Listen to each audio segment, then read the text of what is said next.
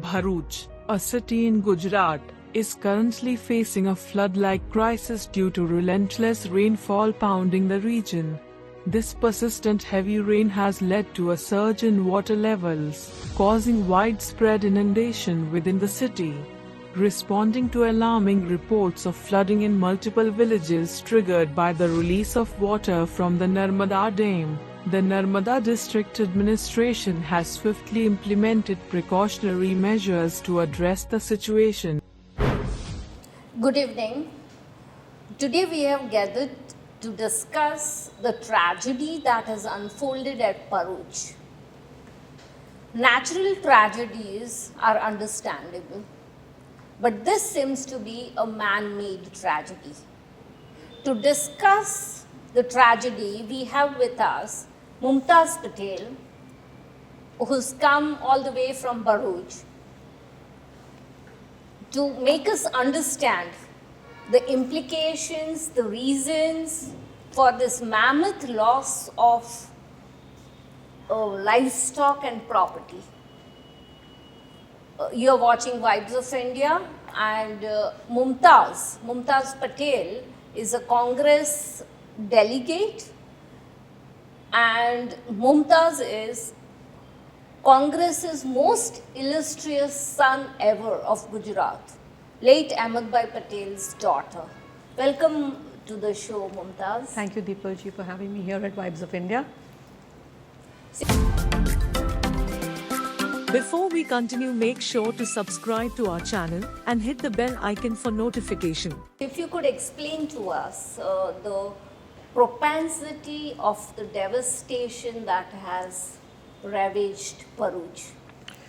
So, a little background, we have the Sardar Sarovar Dam there, and they release water occasionally, of course, especially in the rainy season at various points. And Bharuch low-lying areas do end up flooding during rainy season, not so much, bit by bit, and we've had in the past also floods, but never before, I think in 30 years that we've seen something like this. People were just, people knew that there will be some water coming, but without any warning, unlimited amounts of water were released on a particular day. And yes, the rain part, excessive rain is natural, but then it is also without, at this point of time, playing a blame game, negligence of the authorities to not plan this out better.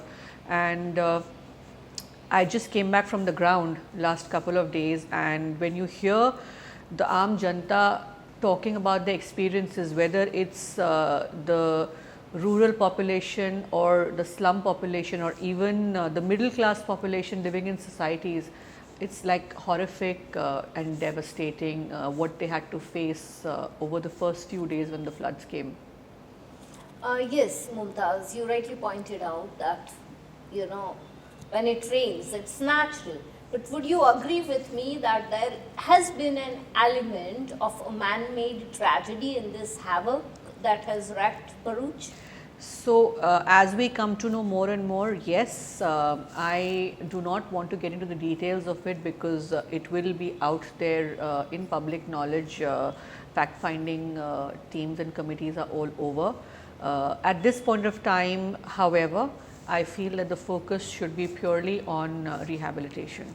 Because I was reading a report by a research institution which clearly said that this amount of water in no way should have been released.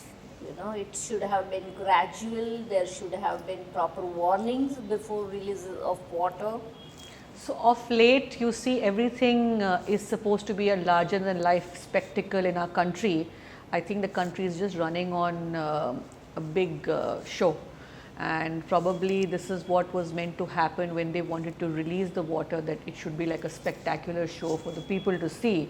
And initially when the dam water was released, I think if I recall, I saw some visuals where it was being promoted as karishma, Kudrat ka karishma, but then it was too soon, it too soon disappeared because it caused this havoc and destruction, and we see how it has affected so many lives.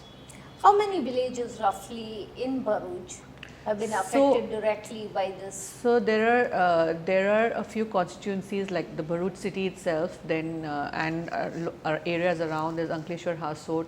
There are areas in Jagaria. So many adjoining villages around. They're still assessing the damage, because for example, when day before yesterday, this was 2.5 days after the floods and the water started receding. I think authorities hadn't even reached these villages. There were homes which are made out of mud and wood, and they have those tin roofs. These people were sitting on tin roofs for 1.5 days without food, water, nothing. Animals had to be like taken up. There is a bridge next to the river where the bullet train project is coming along.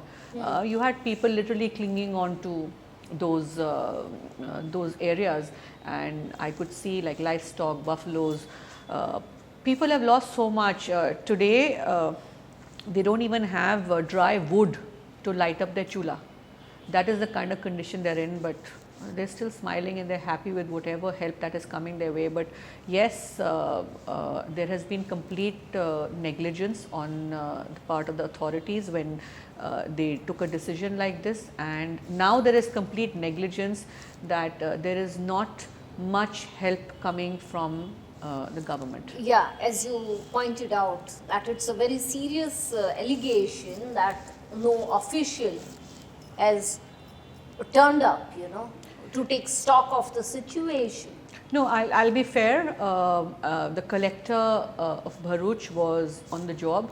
In fact, every time even I reached out, he responded, which is unlikely any officers these days to be, give response immediately on the phone. So wherever we sent out an SOS, they already had teams in place. So they did whatever they could, but once the water receded, there's much more. And of course, people who've gone through 2 days of this kind of experience, even in homes which had like a first floor, everything was floating. I mean, I think people just lost out on whatever they had. There's a story I was listening to about a family who are related to us, by the way, from my father's side, and they were preparing for their daughter's wedding.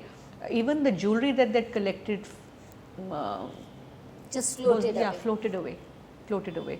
They have nothing left, no clothes, no this thing, everything prepared for a wedding. There were homes that, there was an old lady that I met, she was in tears because her whole house had collapsed. There were homes that you went inside, nothing left, small shops in the village which was just selling, I mean, soap bars were being put out to dry in the sun. They have no electricity, they have food is coming from civilians and society, so there is someone on the other always bringing food. That's how help is reaching them. But they're very angry with the authorities.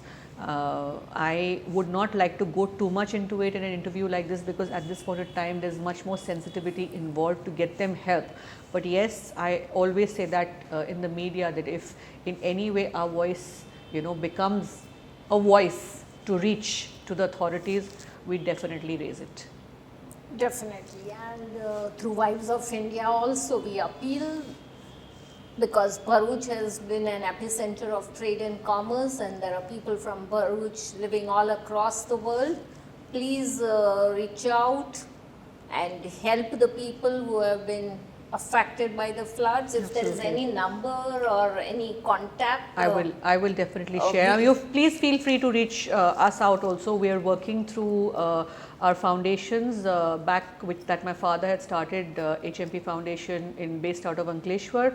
We're into health and education. We've been taking mobile ambulances across with doctors and free medicines. Apart from that, we have our Congress cadre with us. We've been going to villages, we've been distributing food, clothes, essentials. So, I mean, you're please most welcome to reach out to us, and we will make sure that your help reaches the right place. Exactly. So we will also be putting down the numbers and the contacts where interested people can reach out to for any sort of help. And this humanitarian aid, however insignificant you may feel, may go a long way in helping people of Bharuch to restore their lives. Thank you very much, Mumtaz. Nice talking for to you, taking Deepal ji. out time. Thank you so much. It was a pleasure meeting you. Please keep watching Vibes of India. Thank you. Thank you. Make sure to subscribe to our channel and hit the bell icon for notification.